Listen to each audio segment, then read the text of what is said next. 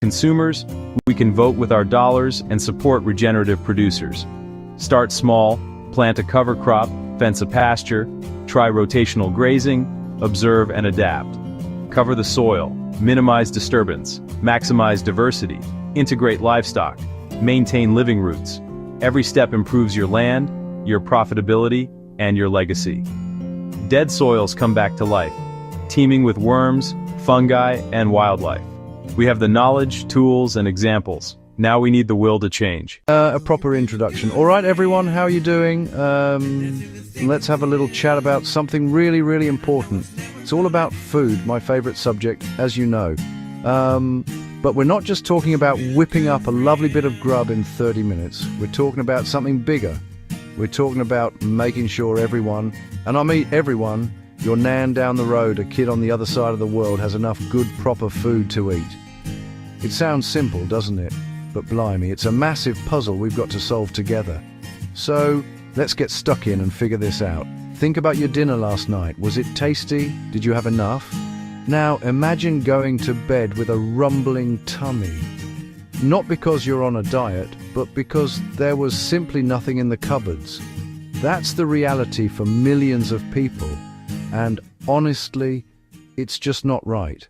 We live on a planet that grows more than enough food to feed every single person. So the problem isn't about not having enough food.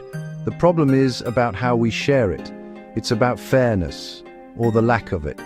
This isn't just about charity, it's about building a better, stronger world for our kids. Over the next few pages, we're going to break it all down. No confusing jargon, no complicated stuff. We'll look at what this idea of fair food for all really means, the hard facts, the places where things are going wrong, the reasons behind it all. It can be a bit of a tough topic, I won't lie, but it's one we need to face head on. Because once we understand the problem, we can start finding the solutions. And trust me, there are solutions, and they are simpler than you might think. So grab a cuppa, get comfy, and let's talk. This isn't about making you feel guilty about that extra slice of cake you had. This is about opening our eyes and our hearts. It's about understanding that the food on our plates is connected to the health of our communities, the happiness of people everywhere. It's about igniting a little spark in all of us to make a change, one small, brilliant step at a time. It's a food revolution, and everyone's invited to the party. Let's do this. So, what's all this chatter about equitable food distribution? Let's strip it back. It sounds a bit posh, but all it really means is making sure everyone has a fair chance to get the good food they need to be healthy and happy. It's not about giving everyone the exact same plate of food. Your mate Bob might love a curry while you fancy a lovely pasta. It's about making sure both of you can get fresh, nutritious ingredients, no matter your money or where you live. It's about fairness, simple as that. Imagine a massive, beautiful apple tree, absolutely loaded with juicy red apples. Now, equal distribution would be trying to give every single person 5 apples. But what if one person is a tiny baby who only needs 1, and another is feeding a family of 6 and needs 20? Equitable means looking at what people actually need. The family gets the 20 apples for a gorgeous crumble. The baby gets the 1 they can manage. Everyone gets what they need to thrive. Right, let's get real. This isn't far off. It's on our doorstep and worldwide. Let's talk about food deserts. It's easier to buy a lottery ticket than a fresh lemon. You might travel miles past fast food and snack shops just to find decent fruit and veg. For families with little kids, for older people, that's a massive challenge. It's not fair, is it? Farmers grow global staples, yet get a tiny fraction of the final price. After everyone else takes a cut, they're left struggling to feed their own families. That's bonkers. About 1/3 of food produced is lost or wasted. 1/3 perfectly edible food gets tossed. Supermarkets, restaurants, even our homes, all that energy, water, hard work, into the bin while millions go hungry.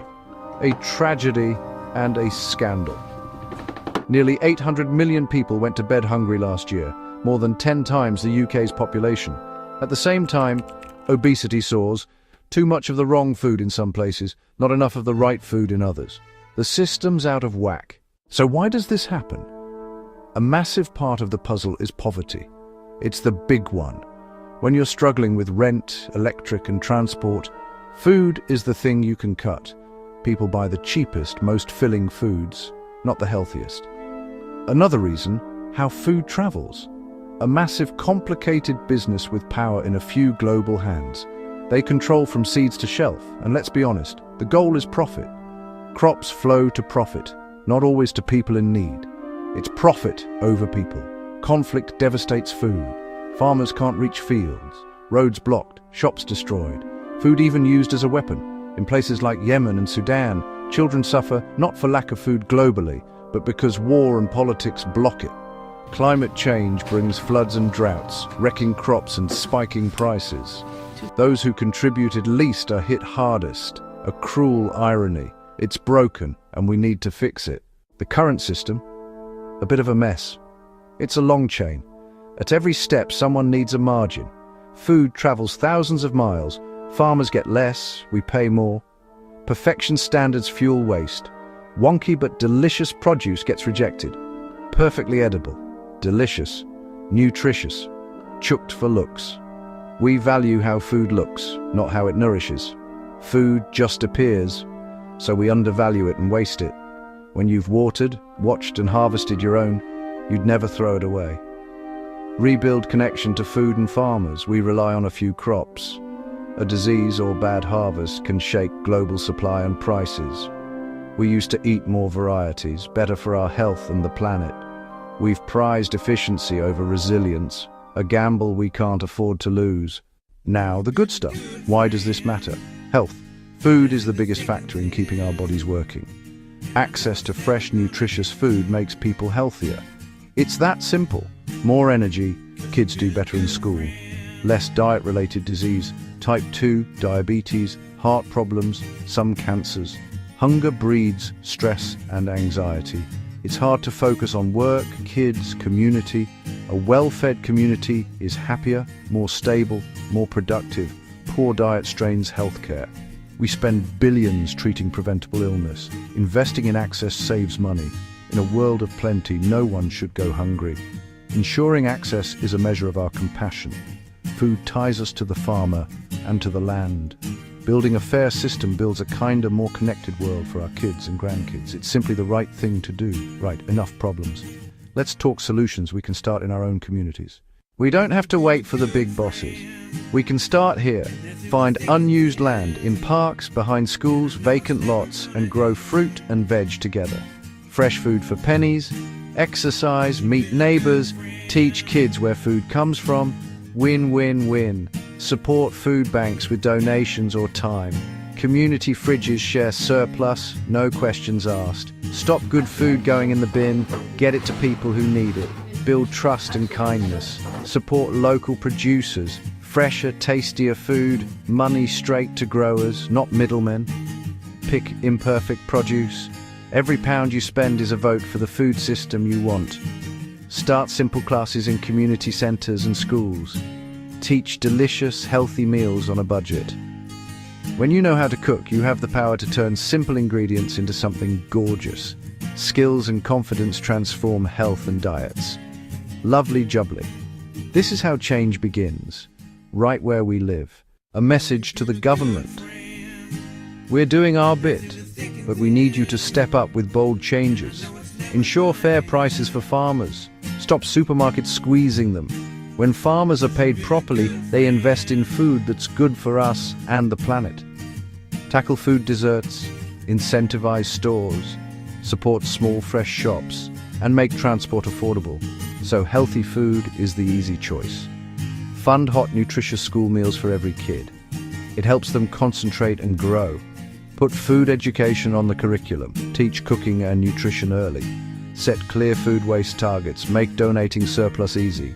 Run national campaigns so households waste less. Redirect edible food from landfill to plates. It's common sense, and it's time for action. So, there you have it. It's a big topic, I know, but it boils down to fairness. The current system creates waste, hurts farmers, and leaves millions behind. But we can change it. We have the knowledge, the resources, and the will. This isn't a dream, it's a plan. It starts with us. The food we buy, the meals we cook, the conversations we have. Support a local farmer. Cook from scratch. Waste a little bit less. You are part of the solution. Small actions together become a powerful movement. We are not powerless. We are cooks, parents, neighbors, citizens. Imagine thriving markets, every child cooking at school, farmers respected and paid fairly, and no edible food thrown away. This future is within reach. Healthier, happier, kinder, and more delicious for everyone. Let's start this food revolution in our kitchens and communities. Talk to our politicians. Support the heroes already at work. Teach our kids the joy of real food.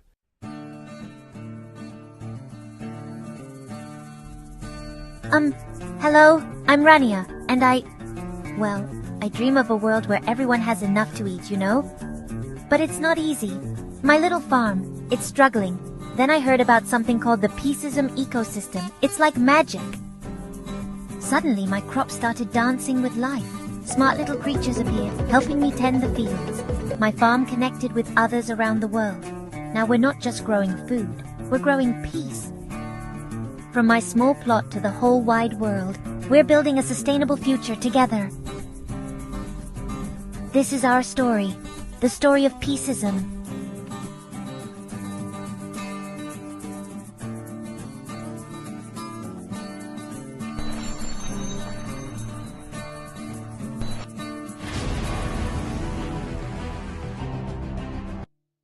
Right then, let's get stuck in. When we talk about equitable food distribution, what are we really on about? It sounds a bit posh, a bit complicated, but it's actually dead simple. It means everyone, and I mean everyone, gets a fair shot at having enough good, nutritious food to eat. Every single day. It doesn't matter if you live in a massive city or a tiny village. It doesn't matter if you're rich or poor. It means your postcode or your bank balance shouldn't decide whether you get to eat a proper, lovely meal. It's about fairness. Simple as that. It's about making sure that the amazing food we grow on this planet actually reaches the people who need it. So, what's the current situation? Honestly, it's a bit of a dog's dinner. Our modern food system is a marvel in many ways. We can get strawberries in winter, spices from the other side of the world. But look under the bonnet and you'll see some serious problems. The biggest issue is a massive disconnect. We produce more than enough food to feed every single person on the planet, yet hundreds of millions go to bed hungry every night. How can that be right? It's completely bonkers. The food is there, but it's not getting to them. The system is broken. Too often, it's designed for profit, not for people. Food travels thousands of miles. The price gets bumped up at every step. This makes it expensive for people on low incomes. Supermarkets might be piled high, but if you can't afford it, it might as well be on the moon. This creates food deserts, fast food joints everywhere, nowhere to buy fresh, affordable fruit and veg. So people are left with unhealthy, processed options, which leads to a whole host of health problems. On top of the hunger, there's the waste. A huge chunk, around a third, never even gets eaten. It gets chucked away, fields, shops, restaurants, even at home. It's upside down. Let's talk numbers for a minute. I promise to keep it simple. The facts are staggering. Globally, we throw away about 1.3 billion tons of food every year. That's a billion with a B. Imagine a massive queue of bin lorries around the earth 7 times. All of that is food that could have been eaten enough to feed around 2 billion people, while over 800 million don't have enough to eat. The maths doesn't add up. It's a moral and logistical catastrophe. Waste happens everywhere, from the farm, from wholesale and shops, to your fridge. Farmers grow more than they can sell, or weather hits. But a lot is cosmetic wonky carrots, blemished tomatoes, perfectly edible, rejected for not looking pretty. Shops overstock to look abundant. Unsold gets binned. Restaurants guess demand. Leftovers go. At home we overbuy, store badly, misread dates, and chuck leftovers. Millions of small wastes add up to a mountain. We use precious land, water, and energy to grow, then more to transport and refrigerate only to throw a massive chunk away, while a mother somewhere struggles to feed her child. Heartbreaking. The gap between the haves and the have-nots is never clearer than what's on their plates. For wealthier people, food is about choice, abundance, pleasure, 20 kinds of bread, exotic fruits, organic, gluten-free, vegan, plates piled high, sometimes more than we can eat. We worry about calories and carbs. Too many choices can be the problem. For people living in poverty, food is not about choice, it's about survival. Enough calories to get through the day, fresh fruit, lean protein. Whole grains become unaffordable luxuries. Diets skew to cheap, calorie-dense but nutrient-poor foods. Not from ignorance, it's cost. Cruel paradox, in the same city, some face obesity and type 2 diabetes, others face malnutrition, and you can be overweight and malnourished at the same time. Poor diets from birth affect development, concentration, health, trapping families in poverty. Food shapes your health, opportunities, and future. The rich plate versus poor plate is a major injustice we must fix. Right, enough of the doom and gloom. We know it's a mess, so what's the solution? What does a fairer food future look like? We value food properly and waste as little as possible. Imagine supermarkets with perfectly imperfect sections. Wonky veg sold at a discount. Near sell-by food is routed via simple apps to charities, soup kitchens, food banks, getting to people who need it. Stronger links between farmers and eaters. Food travels less, local networks grow. Support small-scale farmers, diversify crops, sell directly to communities, farmers markets, CSA shares, local shops, fairer prices for farmers, fresher, more nutritious food for us. Education is massive.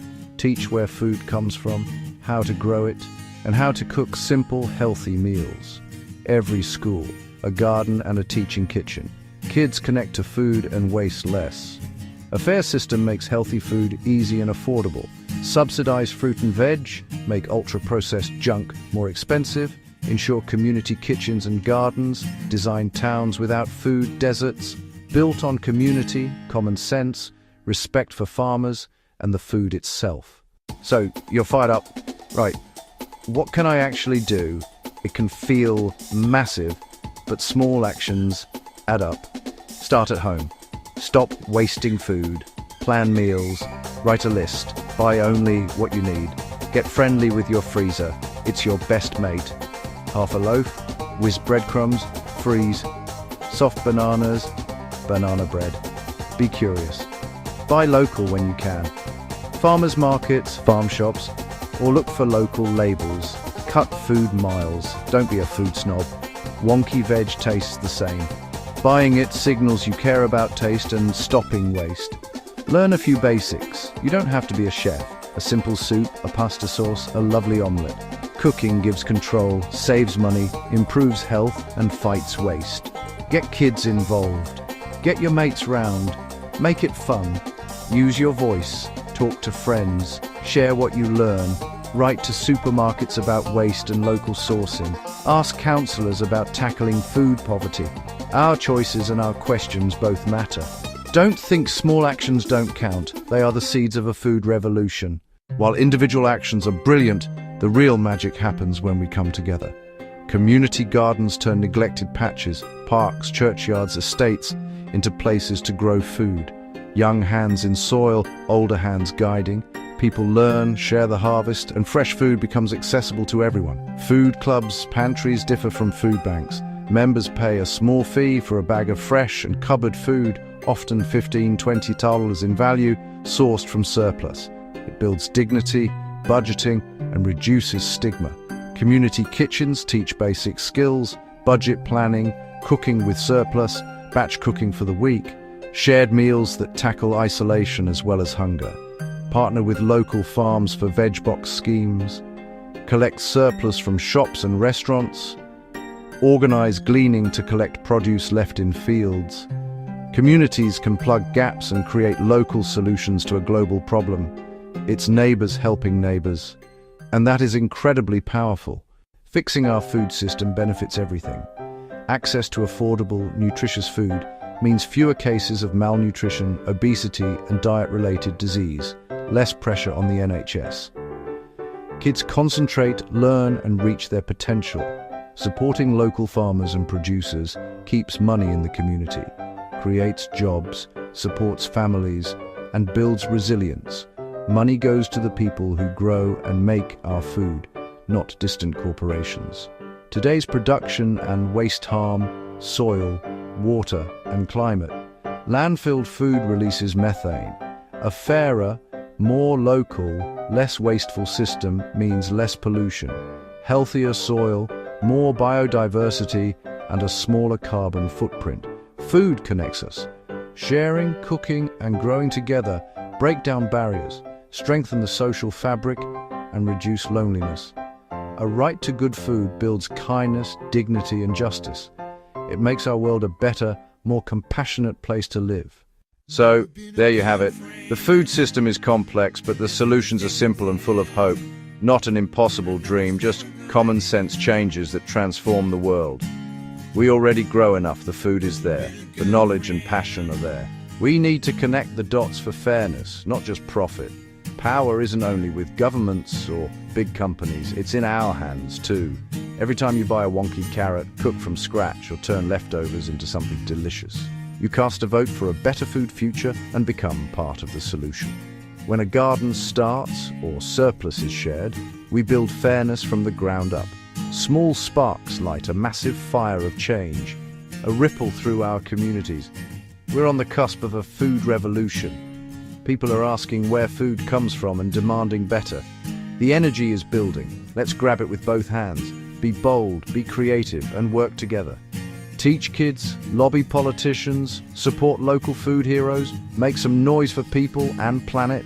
A future where no child goes to bed hungry, no farmer is forced into poverty, and good food is a right for everyone.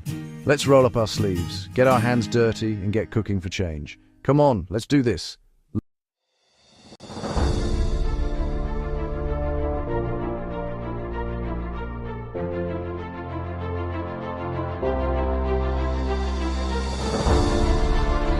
Welcome to the Food Security and Sovereignty Expo Hall, part of the World Peace Products and Services Expo and Conference.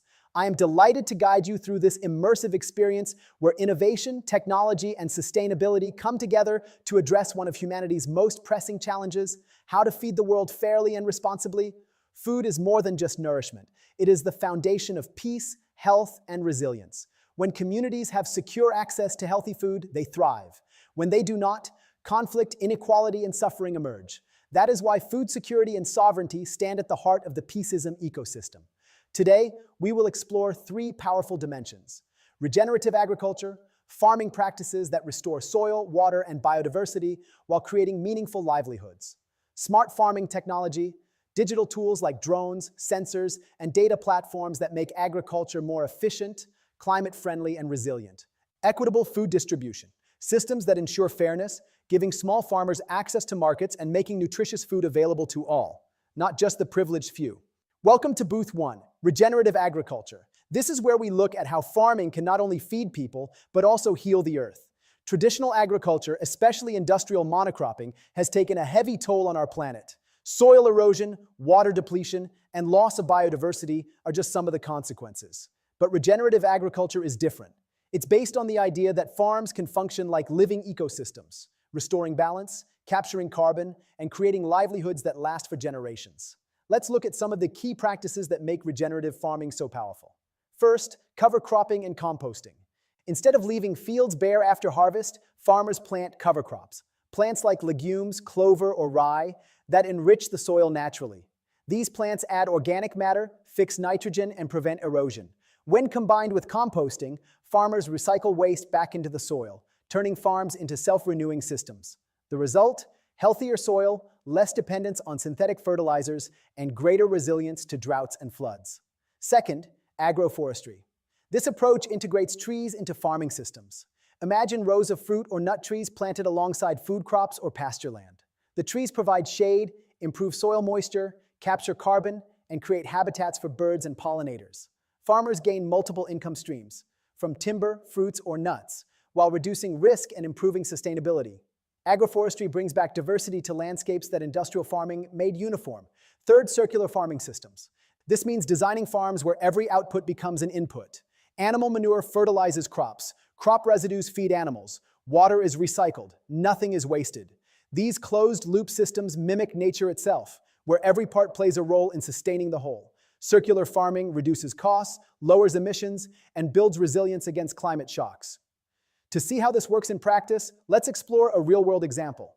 For decades, cocoa farming was linked to deforestation and soil degradation. But in recent years, Brazilian farmers adopting regenerative methods have turned this around. They began integrating cocoa trees into agroforestry systems alongside native species. This restored local biodiversity, improved soil fertility, and revived wildlife habitats. At the same time, it created thousands of rural jobs, ensuring families could stay on their land with stable incomes. These farms didn't just produce cocoa beans, they rebuilt communities, ecosystems, and hope. And this is not limited to Brazil. Similar regenerative models are now thriving in Africa, Asia, and North America. Farmers are proving that with the right practices, agriculture can become a solution to climate change rather than a cause. Now imagine this at scale. Millions of farmers worldwide adopting regenerative practices, supported by technology, policy, and consumer demand. We could capture billions of tons of carbon from the atmosphere, restore degraded lands, and create jobs in the process. Regenerative agriculture is more than a farming method. It's a philosophy. It asks us to see the land not as a resource to exploit, but as a partner to nurture. By working with nature instead of against it, we create abundance that is shared fairly, sustainably, and peacefully. If regenerative agriculture is about healing the land, then smart farming is about harnessing the power of technology to make farming more precise, efficient, and sustainable. It's about growing more food with fewer resources, and doing so in a way that reduces waste and protects the planet. Let's explore the innovations driving this revolution. First, AI-powered drones. Imagine drones flying over fields, scanning every plant in real time. Their cameras and sensors detect signs of disease, pest outbreaks, or nutrient deficiencies that the human eye might miss. Instead of spraying an entire field with chemicals, drones help farmers target only the plants that need attention. This reduces pesticide use, lowers costs, and protects ecosystems. In some regions, drones even plant seeds or spray natural fertilizers from the air, turning agriculture into a high-tech, sustainable operation. Second, IoT sensors.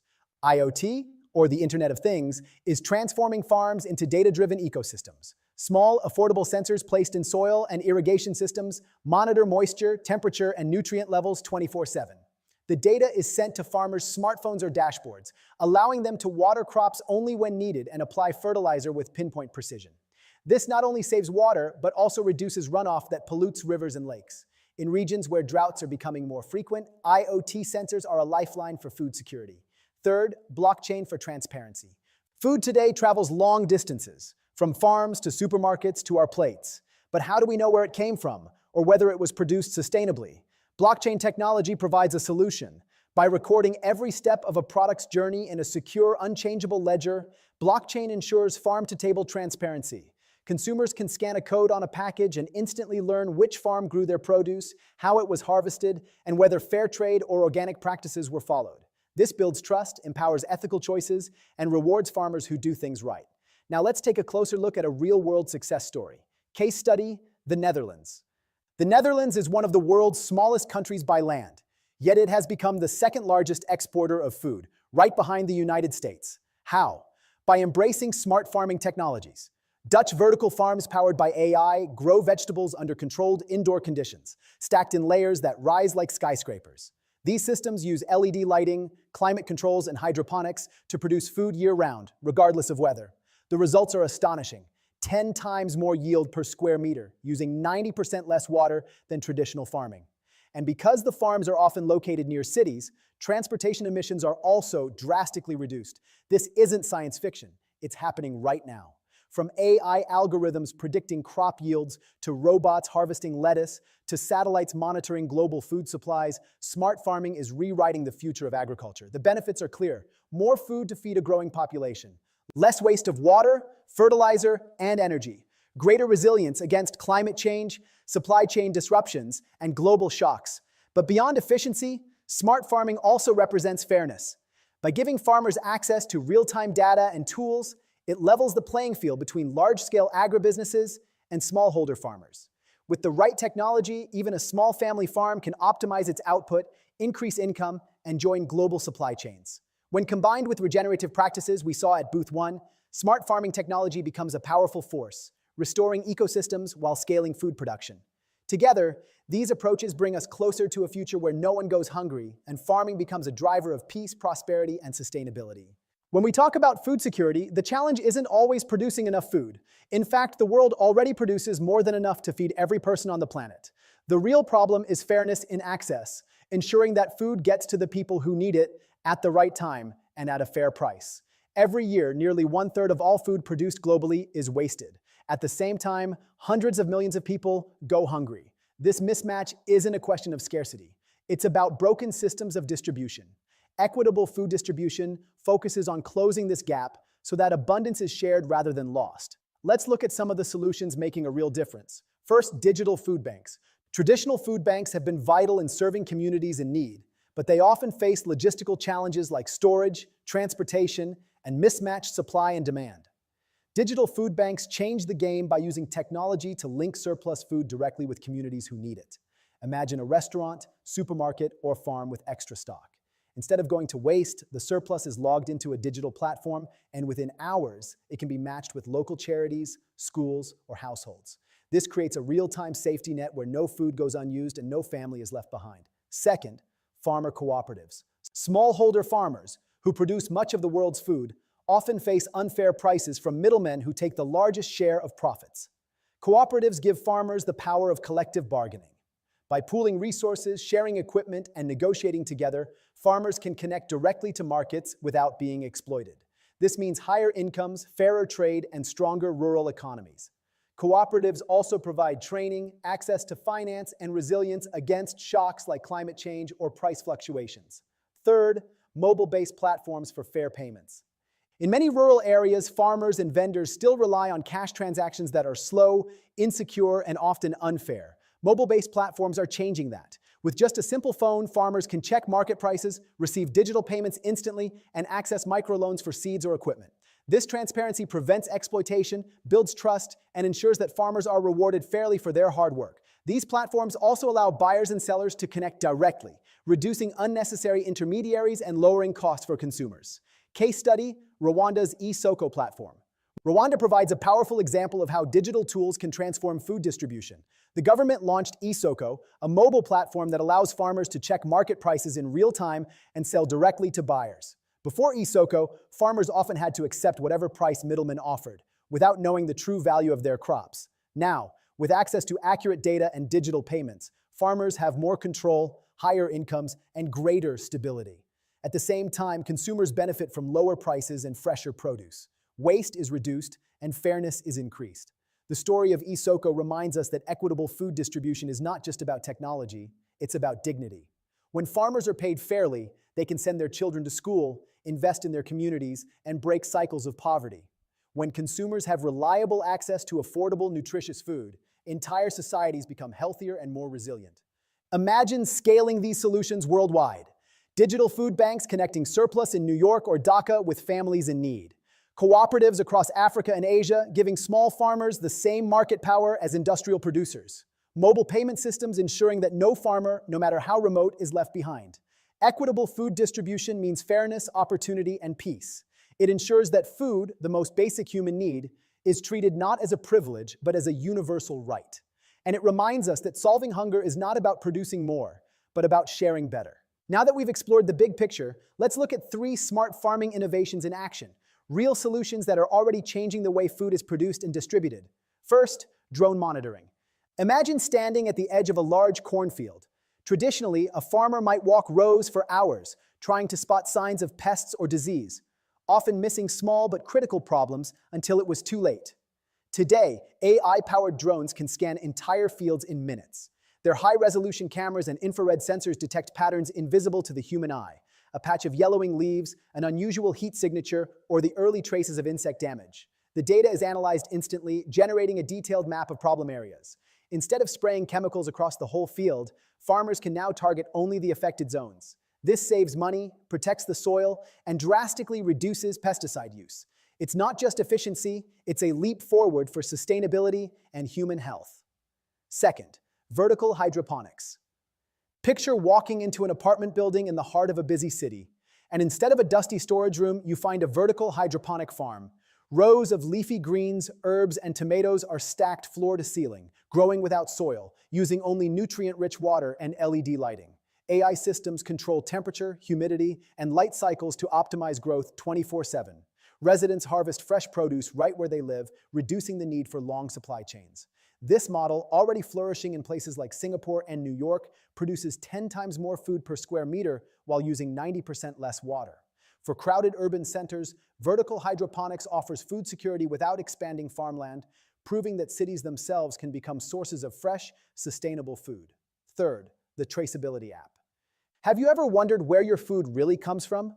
With a simple smartphone app, consumers can now scan a QR code on a package of rice, fruit, or coffee and immediately see its full journey, from the farm where it was grown, to the trucks and warehouses it passed through, to the supermarket shelf. The app also reveals critical data, the carbon footprint of production, whether fair trade standards were met, and exactly how much the farmer earned. This transparency empowers consumers to make ethical choices while rewarding farmers who adopt sustainable practices. It turns every purchase into a vote for a fairer and greener food system. Together, these three demos, drone monitoring, vertical hydroponics, and traceability apps, show us something powerful. They prove that sustainable food systems are not dreams for the distant future. They are working today. Farmers are using them. Cities are adopting them. Consumers are benefiting from them. The challenge now is scale. How do we bring these tools to every community, every farm, and every table? That is the work of innovation, collaboration, and policy. But the path is clear. With technology as our ally, we can grow smarter, waste less, and share more fairly. Smart farming is not just about feeding more people. It's about creating systems that are transparent, just, and resilient. These demos remind us that when we combine innovation with intention, we don't just build better farms, we build a better world. Now let's shift gears and enter networking mode. One of the most exciting features of this expo is the AI-powered matchmaking system. Instead of wandering through a crowded conference hall hoping to meet the right people, here the AI does the work for you, analyzing profiles, interests, and goals to connect you with the people who matter most. Here's how it works. First, investors are matched with startups. If you're an investor, the system identifies early-stage companies in sustainable agriculture, food technology, or supply chain solutions that align with your focus. You'll see not just a company name, but also key metrics, their stage of development, funding needs, and potential impact. This way, instead of sifting through dozens of random pitches, you're instantly connected with founders who are relevant to your portfolio and values. For startups, this means access to funding opportunities that would otherwise take months of introductions to secure. Second, farmers and policymakers are matched with regional innovators. Farmers may be searching for new irrigation systems, drought-resistant seeds, or low-cost distribution tools. Policymakers may be looking for proven models to scale within their regions. The matchmaking engine scans these needs and connects them directly to innovators offering the right solutions. For example, a farmer in Kenya might be paired with a startup from India specializing in solar-powered cold storage. A policymaker in Latin America could be connected with a cooperative model from Africa that has already transformed rural livelihoods. This matchmaking isn't just networking. It's about practical knowledge transfer that saves time and accelerates impact. Third, NGOs are matched with food distribution projects. Nonprofits often struggle to find credible partners on the ground, while grassroots projects need visibility and support. The AI system bridges this gap. NGOs focused on hunger relief, nutrition, or climate action are connected with food banks, cooperatives, or tech-enabled platforms that align with their mission. This ensures that resources, funding, and expertise are directed to initiatives with proven community value. For grassroots projects, it's a chance to scale beyond local boundaries and gain global allies. Now here's where you come in. Take a moment to check your matchmaking chat panel. Inside, you'll see a list of suggested partners. Not randomly chosen, but carefully curated by the AI based on your profile, preferences, and goals. Maybe you're an investor matched with a regenerative farming startup that's already piloting in 2 countries. Maybe you're a farmer linked to a policy team that can unlock subsidies for your sustainable practices. Maybe you're an NGO leader now connected to a blockchain platform ensuring food traceability in rural markets. This is your opportunity. Introduce yourself. Share what you're working on. Ask questions. Explore possibilities. Remember, collaboration is at the heart of the Peaceism ecosystem. No single organization can solve food security, climate resilience, or equitable distribution alone. But together, through smart matchmaking, we can accelerate solutions and create partnerships that last far beyond today's event. So go ahead, open your chat, see who you're connected with, and take the first step toward collaboration. Your next partner, funder, or ally may be just one message away. Thank you for joining us in the Food Security and Sovereignty Expo Hall, part of the World Peace Products and Services Expo and Conference. Over the past session, we've explored how farming, technology, and fairness can come together to nourish people and heal our planet. We began with regenerative agriculture, where farmers are not just producing food, but restoring ecosystems and creating resilient livelihoods. We then saw the rise of smart farming technologies, from AI-powered drones to vertical hydroponics, proving that innovation can help us grow more food while using fewer resources. And finally, we explored equitable food distribution systems, where digital food banks, farmer cooperatives, and mobile payment platforms ensure that food and opportunity reach those who need it most. Together, these approaches paint a powerful picture, a world where food is not just abundant but accessible, a world where farmers are fairly rewarded, where cities become sources of fresh produce, and where no family has to go hungry while food goes to waste. But this is just the beginning. Food security is not a single innovation or a single project. It is a movement. It is about reimagining agriculture as a system rooted in sustainability, sovereignty, and peace. It's about shifting from extraction to regeneration, from inequality to fairness, from waste to wisdom. And here's the most important part. You are part of this story. Whether you are a farmer, policymaker, entrepreneur, investor, or activist, your actions matter. The conversations you start today, the partnerships you build, and the choices you make can ripple out to impact entire communities and generations to come. As we move into the next session of the Peaceism ecosystem, let's carry forward the insights we've gathered here. Let's remember that food security is not just about what we eat, it's about who we are, how we live, and the kind of future we want to create. So stay tuned. In the next hall, we'll continue this journey, exploring another pillar of the Peaceism ecosystem and uncovering more ways to build a world that thrives on collaboration, justice, and sustainability. Thank you once again for being here, for listening, and for believing in the possibility of a food system and a world rooted in peace. Thank you for joining us here in the Food Security and Sovereignty Expo Hall, part of the World Peace Products and Services Expo and Conference. Over this past session, we've taken an extraordinary journey together. We began by stepping into the world of regenerative agriculture, where farming is not simply about producing crops, but about restoring balance to ecosystems, protecting biodiversity, and creating resilient livelihoods for millions of families. We saw how cover crops, composting, and agroforestry transform depleted soil into living, fertile ground, and how circular farming systems turn waste into resources. We learned that agriculture, when practiced regeneratively, is not a problem to be solved, but a solution to some of humanity's greatest challenges. From there, we entered the realm of smart farming technologies, where innovation meets sustainability. We witnessed AI-powered drones scanning fields in real time to detect problems before they spread, IoT sensors giving farmers the gift of precision in water and fertilizer use, and vertical hydroponics transforming city rooftops and apartments into abundant food sources. We explored how blockchain can create trust and transparency from farm to table, ensuring that every consumer knows not just what they eat, but the story of who grew it and how. The message is clear. Technology, when used wisely, allows us to grow more food with fewer resources, and in doing so, it empowers both farmers and consumers. And finally, we turned our attention to equitable food distribution, a reminder that producing food is only half the challenge. The other half is ensuring fairness, dignity, and access. We looked at digital food banks that redirect surplus to families in need, farmer cooperatives that protect smallholders from exploitation, and mobile-based platforms that ensure farmers are paid fairly and promptly for their labor. We saw how Rwanda's eSoko platform has empowered farmers to sell directly via mobile phones, boosting incomes while cutting waste. These models remind us that hunger does not exist because of scarcity. It exists because of inequality. By addressing access, we take a crucial step toward justice. Together, these three approaches, regeneration, innovation, and fairness, paint a compelling and hopeful picture. A world where food is not only abundant, but also accessible. A world where farmers are rewarded justly, not exploited.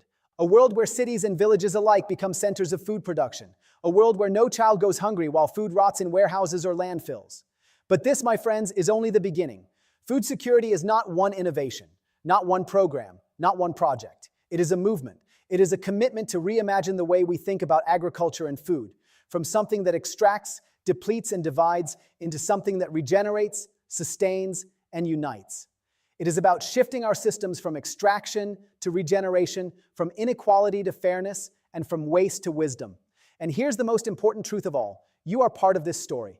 Whether you are a farmer nurturing the land, a policymaker designing systems, an entrepreneur building technology, an investor funding bold ideas, or an activist raising your voice, your role matters. Your decisions matter. The conversations you start today, the partnerships you form during this event, and the choices you make in your daily lives can ripple outward, shaping not only the future of food, but the future of peace and sustainability itself. Every action counts. A farmer choosing regenerative practices, a startup designing smarter tools, a policymaker opening markets to fair trade, a consumer scanning a label and choosing food that honors both people and planet. Each of these actions may seem small on its own, but together they add up to transformation. As we transition now into the next session of the Peaceism ecosystem, let's carry these insights forward. Let's not see food security as an isolated issue, but as the foundation of human dignity, health, and peace. Let's remember that food is never just about calories or crops. It is about culture, community, and the very values we hold as humanity. The next pillar we'll explore will build on this momentum, showing us new pathways to collaboration, resilience, and justice. I invite you to stay with us, to keep your hearts open and your minds engaged, because each hall adds another piece to the mosaic of a sustainable, peaceful world. So as we close this Food Security and Sovereignty Hall, let's take with us a renewed sense of possibility. Let's commit to systems that nourish people, protect the planet, and promote peace. Thank you once again for being here, for listening deeply, and for believing in the power of a food system and a world rooted in sustainability, sovereignty, and peace.